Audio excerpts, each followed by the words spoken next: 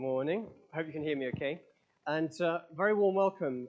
Just add my welcome to Francis. My name is Aella, and I'm part of the church family here. And we're going to begin today, before we have our Bible reading, with a little music quiz. And what we like to do at Fordham is always have a bit of a competition, because we're very competitive. And so basically, we're splitting the church in half. And this half here, you're going to hear the first song played.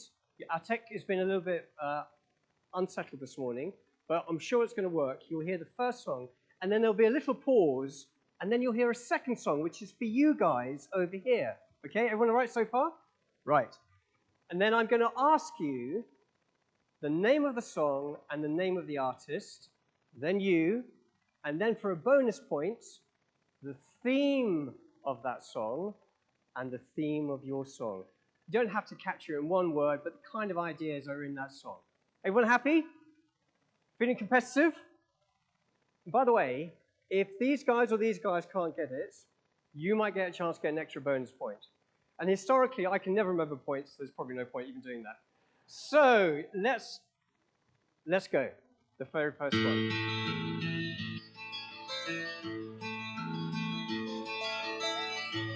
Almost heaven, West Virginia. Sing if you want to. Blue Ridge Mountains, Shenandoah River. Life is older than the trees. Young mountains growing like a breeze. Country roads take me home to the place I belong. West Virginia, Mountain Mama. Don't say anything.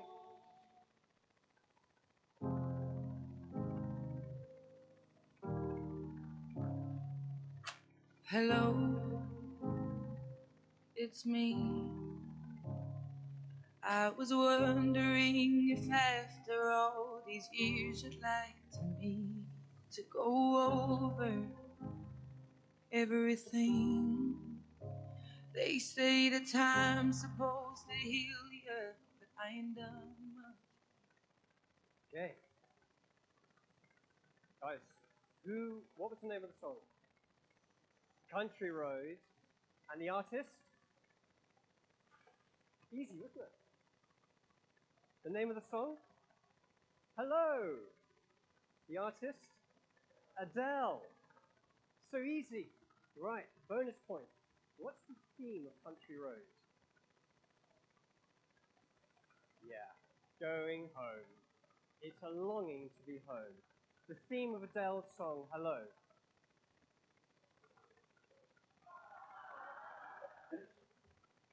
Close, but no cigar. Yeah, there's the kind of ideas of forgiveness, broken relationship, forgiveness, restoration. Yeah? Okay, I'll give it to you. Well done. Give yourselves a round of applause. Do you know, between those songs, they've sold 18.1 million copies between those two. 17 million by Adele. And it kind of tells you in a way that those ideas, those themes of broken but restored relationships, of forgiveness, of home, really resonate in our hearts. As we listen, we think, yeah, I get what you're saying. And we're going to listen now actually to an even more famous hit. It's actually not a song, it's a story that Jesus told many, many years ago. But it's probably his most famous hit.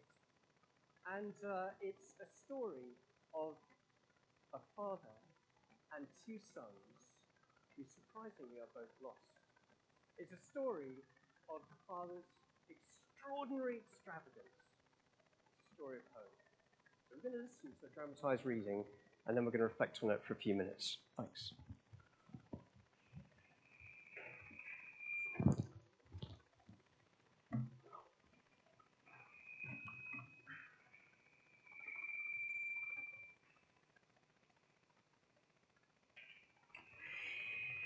Jesus' parable of the lost sons. Luke chapter 15, verses 1 to 3 and verses 11 to 32. And you can find it on page 1048 of your church Bibles.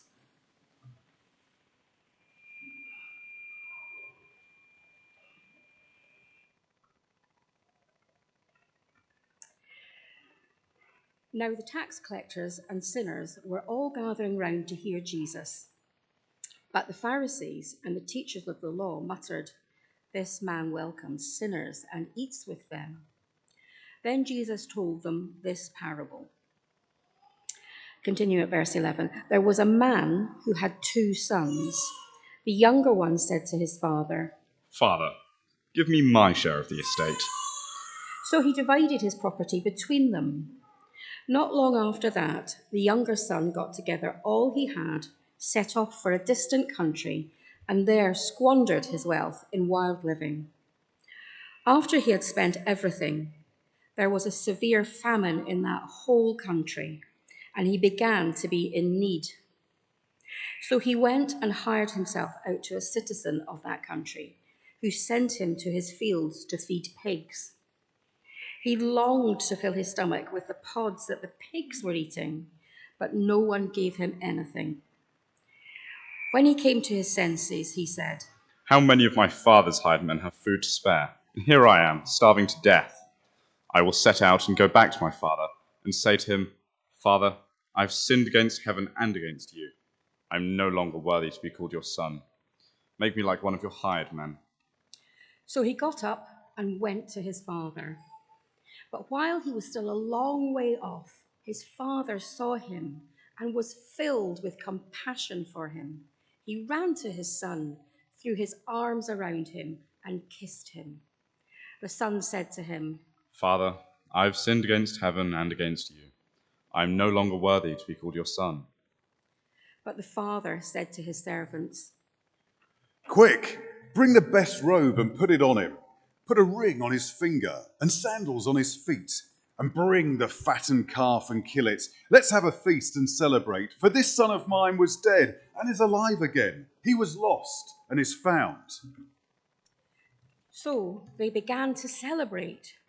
Meanwhile, the older son was in the field. He came near the house. He heard music and dancing. So he called one of the servants and asked him what was going on. "Your brother has come," he replied, "and your father has killed the fattened calf because he has him back safe and sound." The older brother became angry and refused to go in. So his father went out and pleaded with him. But he answered his father, "Look, all these years I've been slaving for you and never disobeyed your orders, yet you never gave me even a young goat so that I could celebrate with my friends. But when this son of yours, who squandered your property with prostitutes, comes home, you kill the fattened calf for him." "My son, you are always with me, and everything I have is yours. But we had to celebrate and be glad, because this brother of yours was dead, and he's alive again. He was lost and is found." This is the word of the Lord. Thanks be to God.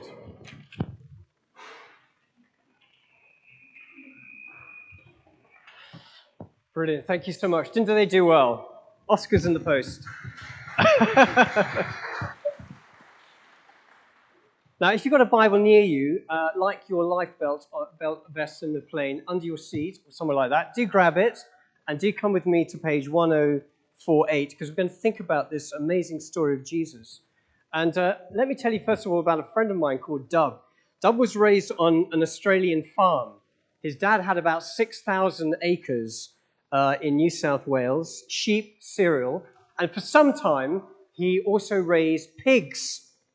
And Dub said to me, in the Australian heat, he said, "You will not believe how much they stink." He said, "The pungent, the aroma," he said, "it gets right underneath your skin, mate."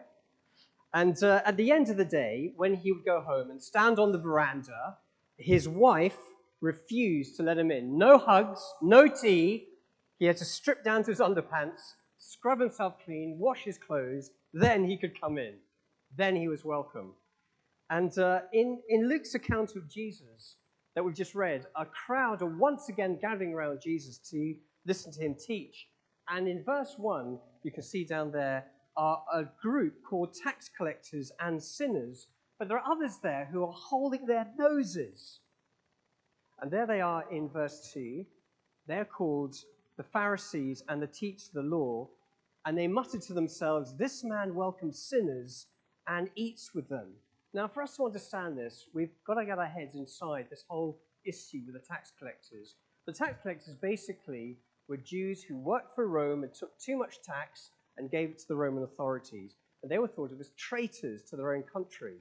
The sinners was like a catch-all phrase for basically anyone else who had rejected God, decided to live their life exactly how they wanted to live it, but they were considered immoral.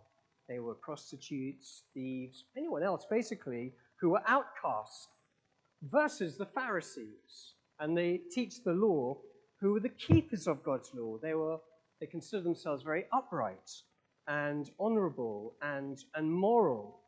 And they were outraged that Jesus, who claimed to be God's son, would welcome those kinds of people. And Jesus responds with these parables, the lost sheep, the lost coin, and we've just read about these two sons. And it raises a question. Here's our question from this parable to think about today. If these two sons, one representing these rebels, one representing the moral religious, if they were standing in God's veranda, the veranda of God's heavenly home, who would get in? Who would God welcome in? Might seem like a no-brainer. The answer, of course, is shocking and beautiful because it has nothing to do with human morality, but the extraordinary, extravagant heart of God. And that's what we're going to explore. So let's look down together and we're going to look at the three characters. First of all, let's just think about the younger son.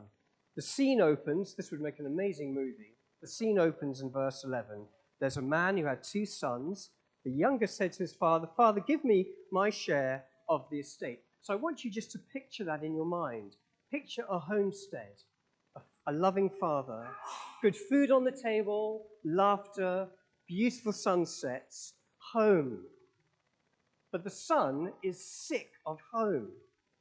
When he asked, "Give me my share of the estate," that was an outrageous thing to say because it wasn't due until his father died. In other words, he's saying to his dad, "I wish you were dead."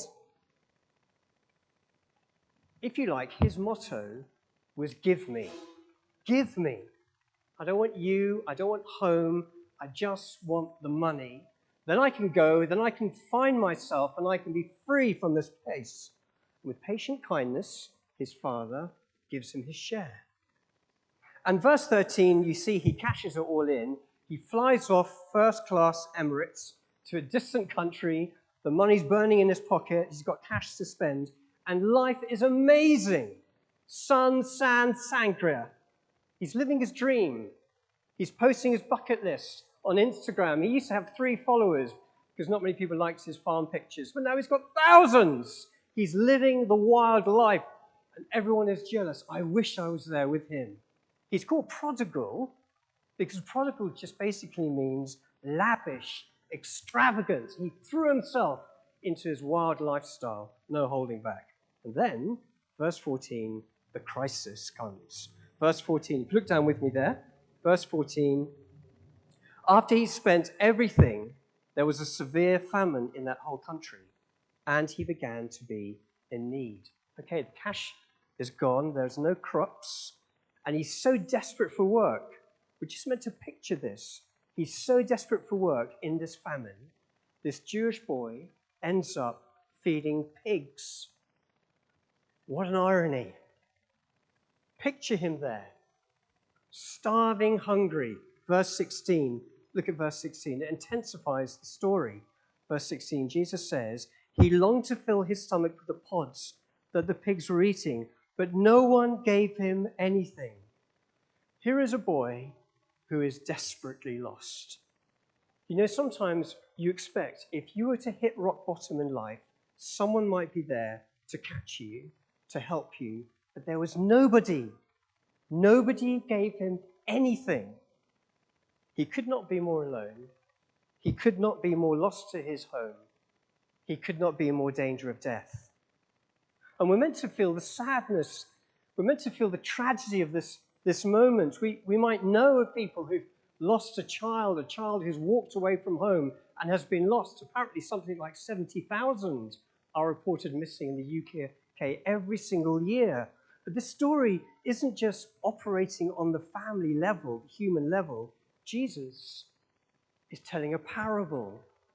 He's lifting our eyes a bit higher than that to heavenly truths. And in this parable, the Father, of course, is God. And the sinners and the tax collectors who are listening in, they can identify with that boy. They knew that God had given them this gorgeous gift of life, that this beautiful home, this blue planet with food and love and laughter were a gift from him, but they'd thrown it in his face and walked away. They knew they were lost. They were spiritually dead. And as we listen to the parables of Jesus, they're meant to, as we listen in, meant to probe into our own hearts, to make us reflect. And I've got to be absolutely honest with you. When I was growing up, my life motto was, give me. Give me. I was very happy to receive love, friendship, food, money. I'd never wanted God. I'd never had time for God. Some people, of course, walk away from God and slam the door very dramatically. The God delusion. Well, I guess I was like that. What a ridiculous thing to believe. Others slip out the back door quietly.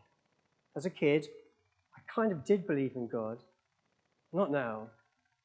I just want to live my own life, but he's just going to cramp my style. And anyway, God has let me down too many times. And we stride out into life full of hope and full of dreams. And life can be very, very wonderful. But inevitably, the crisis comes. We hit a pigsty. And pigsties in life come in different shapes and sizes. It's not always the tragedies. Many of us in this room have had many tragedies. Sickness, loss, brokenness. Sometimes it can happen when we have everything. On Netflix at the moment, there's a series about Boris Becker. Anyone seen that? And he was once on the brink of suicide, and he wrote these words. I had won Wimbledon twice, once as the youngest player.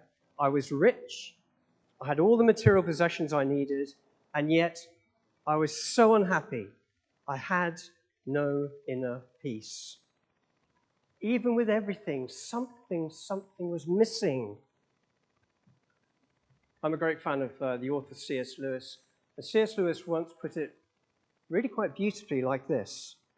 He said, if we find in ourselves a desire that nothing in this world can satisfy, the most probable explanation is that we were made for another world. And you might sense that desire in times where you think, if only there was someone bigger than me who could just give me some answer to what's going on in my life, take control, give me hope. Sometimes you might have even cried out, God, if you're there, help me. And the parable says that is a good place to be. It's a kind of turning point. And it was for this young boy starving to death. Just look down at verse 17. Verse 17. When he came to his senses, that's his turning point. When he came to his senses, he said, how many of my father's hired men have food to spare, and here I am starving to death. So his mind turns to home and to safety. And he thinks of those servants who are safe and have food. And he thinks, if I'm going to survive this life, I've got to get back. He was once sick of home, and now he begins to be homesick. But you can't just walk in. What's he going to do? They're going to surely be wagging the finger at him. And so he says to himself, verse 18, this is what I'll say, Father, I have sinned against heaven and against you. I am no longer worthy to be called your son. Take me in as one of your hired men or one of your servants. Ladies and gentlemen, that takes a lot of humility, doesn't it? Not to blame someone else, but to say it was me. I have rejected God. I have treated you badly. I don't deserve anything. Just let me at least survive and be a servant. And on that very low expectation, he gets up and he goes home. And then the camera scene changes, and the scene fades, and hundreds of miles away, on a veranda, is the father. And he's gazing out. He may have been there many, many times, longing and looking. And on that day in verse 20, he sees a dot on the horizon. It grows. It's a young man. And then he recognizes the walk and the face. My son! And filled with compassion, Jesus says, ignoring all Middle Eastern convention for older noblemen, he grabs the hem of his gown and he runs and he embraces and he kisses. My son, can you see it? Father, I've sinned against you and against heaven. I'm no longer worthy to be called your son. Enough, says the father. Verse 22, he says, quick, bring the best robe and put it on him. Put a ring on his finger and sandals on his feet. Kill the fattened calf and let's celebrate. Let's feast and celebrate. Ladies and gentlemen, this is really quite extraordinary. Surely you would expect the tut-tutting. I don't know if you've been, when you were a kid, when you're in trouble, didn't you get the tut-tut and the finger wag? Didn't someone, maybe they didn't say to you, strip down to your underpants and go wash before you're coming in here? You've been so prodigal. You've been so recklessly extravagant in your selfishness. All the pain and difficulty you've caused us as your family. The father didn't say any of that. He was bigger. He met in his father someone bigger, who was more prodigal, more extravagant in love, in compassion, in forgiveness. All that matters is that you are home. That my son who is dead is alive, who is lost is found, and he's back. What are you trying to say, Jesus? What's the point? This is what God is like. This is God's heart. He's deeply concerned for the lost. I don't know what it would cost that father to have that son back. He'd lost half of his property. He would live off diminished resources. But I do know that it costs God everything to welcome you and I home. You know, as Jesus tells this parable, he's heading to the cross. Jesus said, I've actually come to seek and to save the lost. And the only way to do that was to take our debt that we owe to God and pay for it by dying there for us. To take God's justice on himself that we deserve for the way we've treated him and treated each other, so we can be forgiven and the door can be wide open and anyone can come home. That is the extraordinarily extravagant love of God. You know, I guess we might come with very low expectations. If God was ever going to help someone like me, I'd have to jump through all these hoops. I'd have to try and be good. I'd have to pay somehow, do some kind of penitence, give my time to charity. And God says, none of that. For my son Jesus paid the debt. And if you'll come humbly in repentance, he'll dress us in Jesus' robe. He'll put the ring on our finger, the shoes on our feet, not as slaves.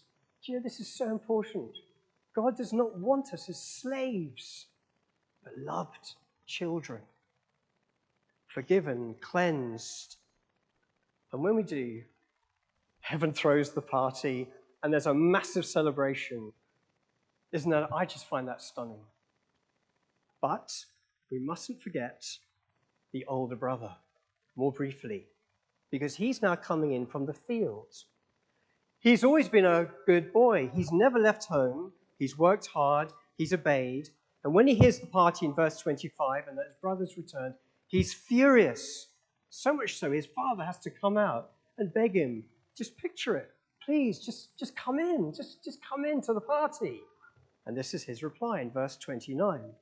Look, all these years I've been slaving for you, and you never disobeyed your orders. Yet you never gave me even a young goat so I could celebrate with my friends. And when this son of yours, who squanders his property with prostitutes, comes home, you kill the fattened calf for him. Where's the fairness in that? But did you spot his motto? His motto wasn't give me, his motto was I have slaved for you. And it's a little window into his heart. Like the younger brother, all he actually wanted was what his father would give him. He didn't say, oh, just give it to me. He said, well, the only way I'm going to get that inheritance is to work for it. If I'm good, if I obey, surely he's going to reward me. And you know who's listening? The Pharisees, the teachers of the law, knew that Jesus was speaking to them because they felt that they were morally upright, that they had done the right thing, that they had kept all God's commands, that they had obeyed. And surely, if they were going to stand on God's veranda, it would be God who would it would be them that God lets into his heaven. And so they get a massive shock in verse 31 as we end this parable. My son, the father says to his older son, you're always with me, and everything I have is yours. But we had to celebrate and be glad. This son of yours, this brother of yours was dead and is alive. He was lost and is found. I think what he's saying is this. Don't you understand?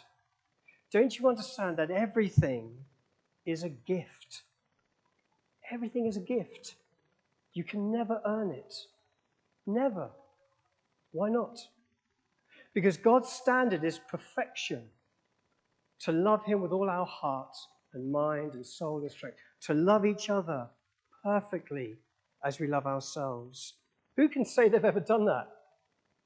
I've never done that. And the moment we look down on other people and think we're somehow better than them, that somehow God owes us something for the good life that we've lived, we're a million miles away from the Father heart of God. We're lost in pride. We're lost in prejudice. And that brother could not share in his father's joy.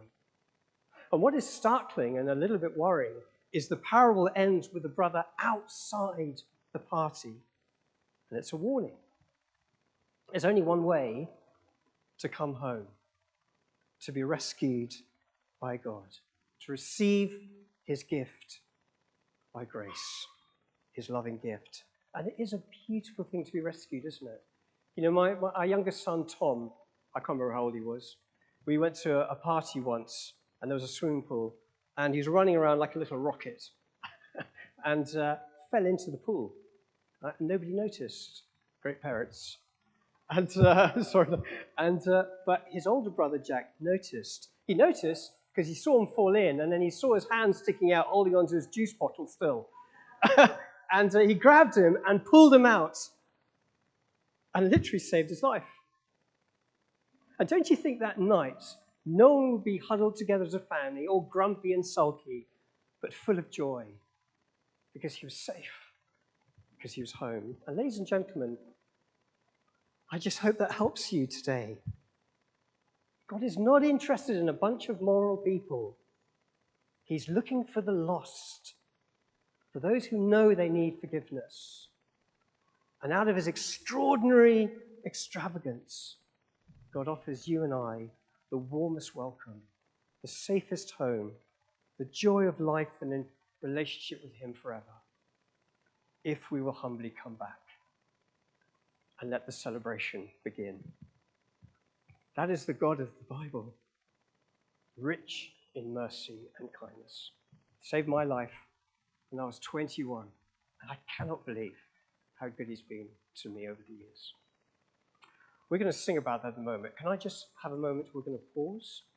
and have a little reflection. I should say a short prayer, and then we'll introduce our last song.